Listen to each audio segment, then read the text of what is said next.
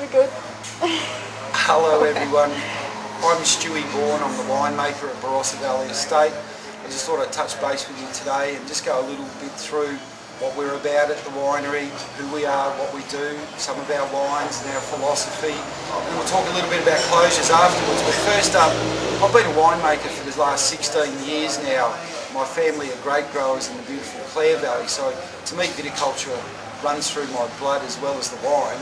I think that makes me a better winemaker because of my understanding of viticulture as well as winemaking after the viticulture is done. So a little bit about Barossa Valley Estate because we are unique. Barossa Valley Estate is a partnership between two shareholders. The first shareholder is Constellation Wines, which evolved from the Hardy Wine Company. The second partner in the business is the cooperative of grape growers who provide us with the fruit for our wines. So really what it all means is that a grower base or a cooperative of grape growers, so a whole bunch of little families in the Barossa, little mum and dad operations, small house, small vineyard, they provide us with the fruit and they are a 50% shareholder in the winery. So they bring their fruit to the table. Constellation Wines bring to the table sales, marketing and distribution. So in effect both shareholders bring to the table a skill set with a need for the other shareholders' capabilities. For example, the growers need sales and distribution, so their partner in their business brings that to them. Constellation Wines needs the fruit to make the wines in the first place, and that's what the grower cooperative bring to the table. So we've got this wonderful structure where a cooperative and a corporate winemaking group have come together and are equal partners in Barossa Valley Estate, the winery and the brand. So it's just a little bit about who we are. And probably our philosophy is worth touching on. The Barossa some days suffers from a bit of a misperception that we only make huge, big, red table wines, in particular Shiraz. Well, it's not the case. Barossa Valley Estate, our philosophy over the years has been to make wines of richness, obviously, and concentration that are very true to the region and the variety, but also a little bit of elegance and finesse. So they're not as aggressive. They have this wonderful soft back palate tannin that gives us richness but no aggression. And if I look back at the history of Barossa Valley Estate's wine makers, of which I am the fourth, in over 25 years, we hark back to Colin Glazer, Fiona Donald, Natasha Mooney and myself. So in over 25 years of history there's only been the four of us, and we've shared this passion for wines of excellence and regional character, but also wines of finesse, elegance and balance that are not aggressive. They're actually very food friendly, very people friendly, but still true to region and true to variety. I brought along a couple of wines today. Very briefly we'll chat about those. The first is the Ebenezer Shiraz, and hallmarks of our top end Shiraz. You get that richness and concentration, extended barrel maturation, 18 months in wood, 2.5 years in bottle prior to release. So when they come to you, both the Ebenezer and the E&E have already seen some bottle maturation. They're a little bit more approachable. The Ebenezer Shiraz is a very easy wine to describe. It's basically the tier below the E&E. So it's the wines that just missed making the E&E Black Pepper Shiraz. You get all the hallmarks of our top end Shiraz. You get that richness and concentration, extended barrel maturation, 18 months in wood, 2.5 years in bottle prior to release. So when they come to you, both the Ebenezer and the E&E have already seen some bottle maturation. They're a little bit more approachable.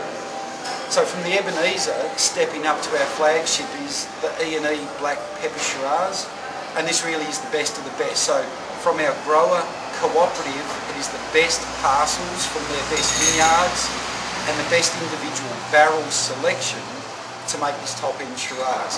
And if I look at the Wine Spectator scores, which I use as a benchmark, over the last 10 years, the E&E Black Pepper Shiraz has averaged 94 points out of 100 with Wine Spectator. So that's putting us up on a pedestal of international acclaim, the likes of Penfolds Grange and Chateau Margaux. And yet the little old Ebenezer next door, in 10 years with Wine Spectator, has averaged 90 points. So even though there be a price difference between these two, the point score difference in the last 10 years shows a consistency but shows a very close gap. So I would suggest the best thing to do is go out, grab yourself a bottle, try them. Do yourself a favour, as Molly used to tell me all those years ago on Countdown. What would I do with them, other than obviously pull a cork and drink them?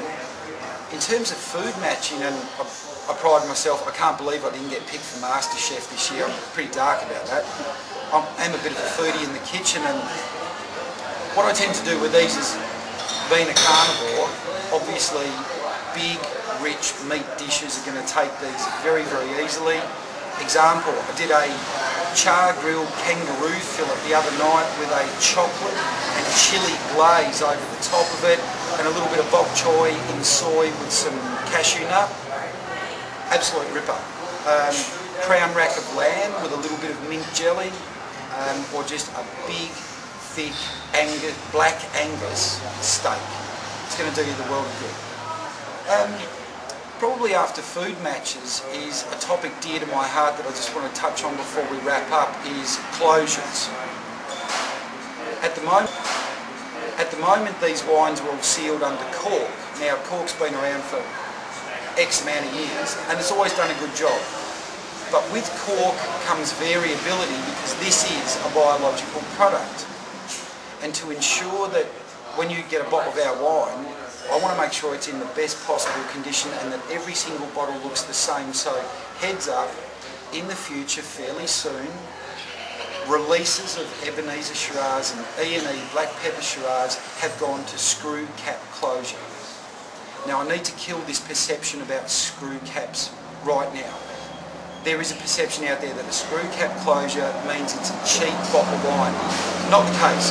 A screw cap closure is there for your benefit, not for mine. And it's there to ensure that each individual bottle of this wine looks the same and looks the best.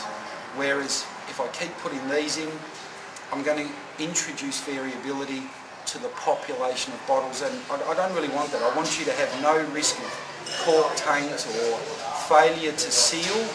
So that's why in the future, heads up, we're going to screw cap. And again, the screw cap benefits are all for the consumer. They're not for the winemaker, but it's the winemaker's guarantee to you that each bottle will look at its best. Don't worry about aging potential. They still age gracefully and consistently under a screw cap, no different to if they were under cork. So pretty much that about wraps it up for me today. If anyone is coming down to the Barossa at any stage, it's simple. I've got one of the most beautiful coffee machines in the world, a little twin-head Italian job. We do great coffee, we do platters of regional produce, Germanic small goods, pickled vegetables, cured meats, etc. It's a great cellar door overlooking the vineyards of the Barossa. We'd make you very welcome.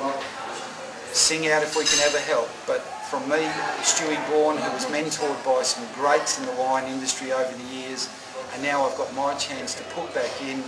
Thanks for listening, and look forward to seeing you down in the Barossa one day. Cheers. Thank you. And just before you go, Stewie, past or present, who would you most like to sit and have a drink with? Who would I most to sit and have a drink with? Well, probably the easiest thing is to say that I've got a multitude of heroes in my life, but my three greatest heroes in my life are my dad, who is still alive and an incredible man, Leonardo da Vinci. I don't think he's alive at the moment. No, he's definitely dead. But if I could drink with him, what a drink that would be. The man was an absolute genius and so ahead of his time, and as a scientist, the respect I have for this man is incredible.